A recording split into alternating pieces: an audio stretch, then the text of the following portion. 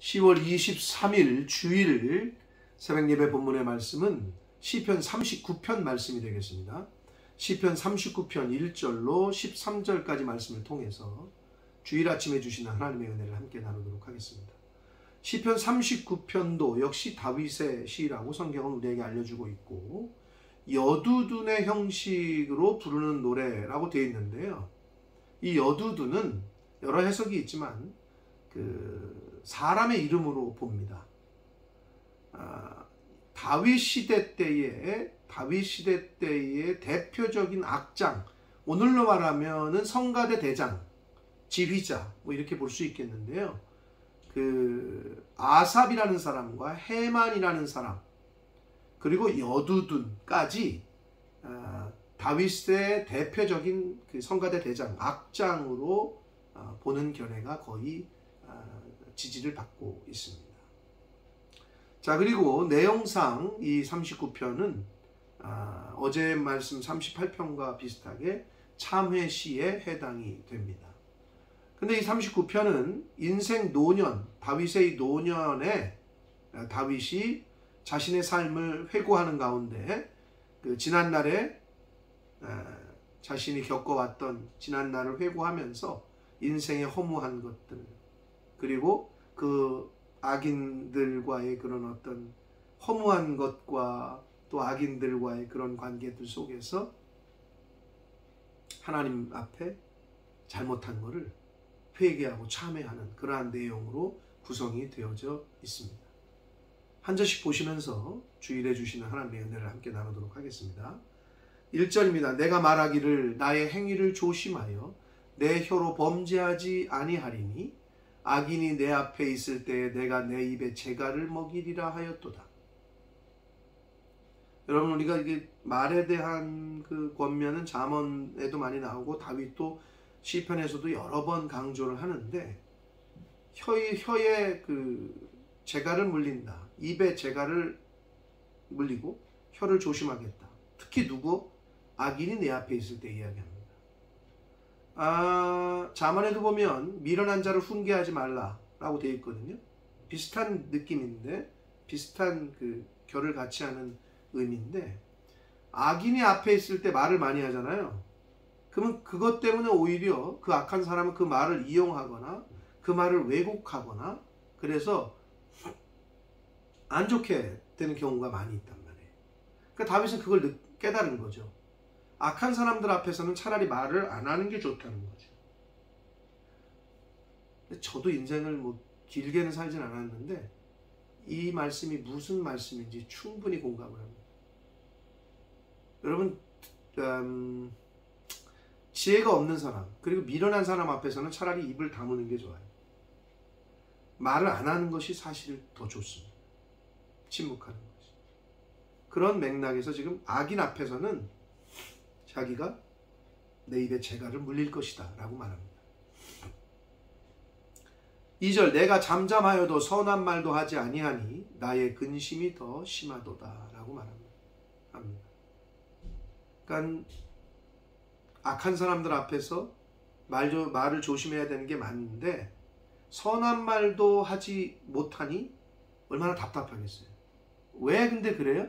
악한 사람은요, 악한 사람은 악한 말은 악하게 듣고 선한 말도 악하게 듣고 그렇기 때문에 아무리 얘기를 해도 자기 생각대로 해석을 하고 받아들이거든요. 아무리 좋은 말, 아무리 선한 말 해줘도 들을 기가 없어요. 얼마나 답답하겠습니까? 3절 내 마음이 내 속에서 뜨거워서 작은 소리로 읊조릴 때에 불이 붙으니 나의 혀로 말하기를 4절 이어서 봅니다. 여호와여 나의 종말과 연한이 언제까지인지 알게 하사 내가 나의 연약함을 알게 하소서. 다윗이 이제 노년에 인생을 살아보니까 다윗이 자신의 한계와 인간의 연약함을 안 거죠. 그러니까 실제적으로 이제 깨닫게 되는 거예요. 그러나 이 부분은 자기가 연약함을 깨달은 것도 깨달은 거지만 그 하나님 아버지의 그 긍휼함, 하나님 아버지의 은혜를 지금 바라면서 토로하고 있는 거예요. 마지막과 그 얼마나 남았는지를 좀 알게 해주시면 은혜를 베풀어 달라는 거죠. 내 속에서 뜨거워서 작은 소리로 읊조릴 때 불이 붙으니 라고 표현을 했는데 막 여기 가슴이 아파. 또 어떨 때 진짜 여기가 뜨거워. 근데 얘기를 해주고 싶어도 아무리 좋은 얘기를 해도 악으로 들어.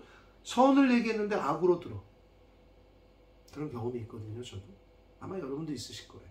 다윗이 왕이었으니까 얼마나 많은 재판을 하고 얼마나 겪었겠어요. 속에 불이 붙는 듯 하잖아. 한다고 그러잖아요. 그런 표현을 충분히 어떤 느낌인지 공감을 할 수가 있을 것 같습니다.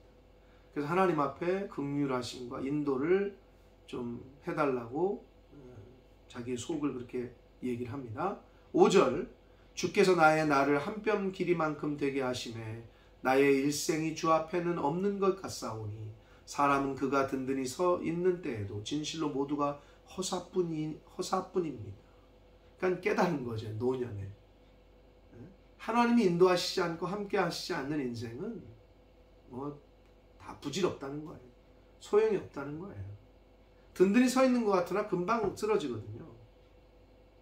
많이 번 것 같은데 금방 한순간에 없어지거든요.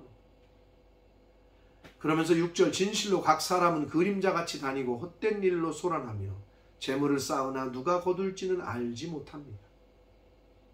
이제 깨닫게 된 거죠. 인생의 허무함과 물질을 쫓는 인생이 얼마나 바보 같은 모래성을 쌓는 것과 같은 것인지. 재물을 쌓았는데 누가 거둘지는 알지 못한대. 그러니까 번 사람 따로 있고 쓰는 사람 따로 있다는 말이 있지 않습니까? 그게 인생이라는 거예요. 여러분, 그러니까 너무 돈을 쫓지 마시라고. 하나님이 허락하시는 거를 잘 사용할 수 있는 지혜를 달라고 기도하셔야지. 돈을 쫓다 보면 허무한 인생을 살 수밖에 없어요. 여러분이 돈 번 거 다른 사람이 씁니다. 그러니까 하나님의 뜻대로 잘 사용하시는 그런 인생이 되시기를 축복합니다. 7절 주여 이제 내가 무엇을 바라리요? 나의 소망은 주께 있습니다. 이게 노년의 다윗, 왕이 돼서 다 누려본 다윗이 하는 고백이란 말이에요. 그러니까 여러분 아직 늙지 않아도 잘 모른다고 얘기할지 모르나 늙어서 깨달으면 뭐예요? 젊었을 때 깨달아야지. 그러니까 우리가 성경을 통해서 교훈을 받는 거 아니에요? 내가 이제 무엇을 바라겠느냐? 내 소망은 주께 있다. 인생의 허무함, 인생의 연약함, 이거를 극복할 수 있는 유일한 길은 하나님께 있습니다. 하나님에게 소망을 두십시오. 그러한 사람은 인생의 허무함과 연약함, 이런 것들을 극복하실 수 있습니다. 8절 봅니다. 나를 모든 죄에서 건지시며 우매한 자에게서 욕을 당하지 아니하게 하소서. 하나님에게 고백하고 하나님에게 의탁하고 있습니다. 9절 내가 잠잠하고 입을 열지 아니함은 주께서 이를 행하신 까닭입니다. 하나님의 주권과 섭리를 인정하고 있는 거예요. 인생 가운데 내가 말할 때도 있고 침묵할 때도 있고 말하지 않을 때도 있고 욕을 먹을 때도 있고 말해도 욕을 먹고 말 안 해도 욕을 먹고 어떨 때는 말해도 칭찬받고 안 해도 칭찬받고 하나님의 섭리와 주권을 인정하는 고백을 지금 다윗은 하고 있습니다. 주께서 이를 행하신 까닭입니다. 그러니까 현재 당하는 징계의 어떤 그 상황과 환경도 크게 모든 것은 하나님의 주권에 있거든요. 섭리하에 있고. 그러니까 다윗은 그거를 인정하고 있는 거예요. 10절 주의 징벌을 나에게서 옮기소서. 주의 손이 치심으로 내가 쇠망하였나이다 라고 말씀하고 있습니다. 그러니까 자신의 지금 처한 상황은 하나님이 허락하시지 않으면 되지 않는 것이라고 인정을 하기 때문에 하나님이여 하나님의 그 손을 나에게 징계하시는 것을 이제는 좀 하나님이 옮겨주십시오. 그쳐주십시오 라고 간구하고 있습니다. 11절 주께서 죄악을 책망하사 사람을 징계하실 때에 여러분 그런 말 있죠. 죄는 미워도 사람은 미워하지 말라. 딱 그 표현이에요. 주께서 사람을 책망하사가 아니라 죄악을 책망하사 사람을 징계하신다. 사람 속에 있는 죄악을 책망하신다는 거예요, 하나님은. 근데 징계는 사람이 받죠. 그 죄악이 있는 그 사람이. 그럼 왜 징계하시느냐? 징계하지 않는 아들은 사생자라고 말씀하시듯이 성도가 징계를 당한다는 것은 하나님의 자녀임을 증거하는 거, 징표하는 거예요. 죄송한 말씀이지만 목사가 징계 안 하잖아요. 여러분 와서 걱정하셔야 돼요. 하나님이 징계가 안 떨어지잖아요. 죄를 졌는데도. 하나님이 이제 나를 자녀로 안 삼으시는 건가? 목사님이 이제 나를 버리셨나? 여러분 그렇게 걱정하셔야 돼요. 근데 징계를 해주는데도 못 듣기 때문에 오히려 화를 내. 그러니까 안 하는 거거든요. 여러분 그 포인트를 잘 하셔야 돼요. 다윗은 아주 정확히 알고 있었어요. 그것을. 죄악을 책망하사 사람을 징계하실 때 그 영화를 좀먹음같이 소멸하게 하시니 참으로 인생이란 모두 헛될 뿐이다. 하나님이 벌하시면, 하나님이 손대시면 끝난 거예요. 이거는 철저하게 회개하셔야 돼요. 철저하게 자기를 살피셔야 돼요. 다른 사람의 다른 사람의 티끌 찾지 마시고 내 들보를 빨리 찾아야 됩니다. 12절 봅니다. 여호와여 나의 기도를 들으시며 나의 부르짖음에 귀를 기울이소서. 내가 눈물 흘릴 때 잠잠하지 마옵소서.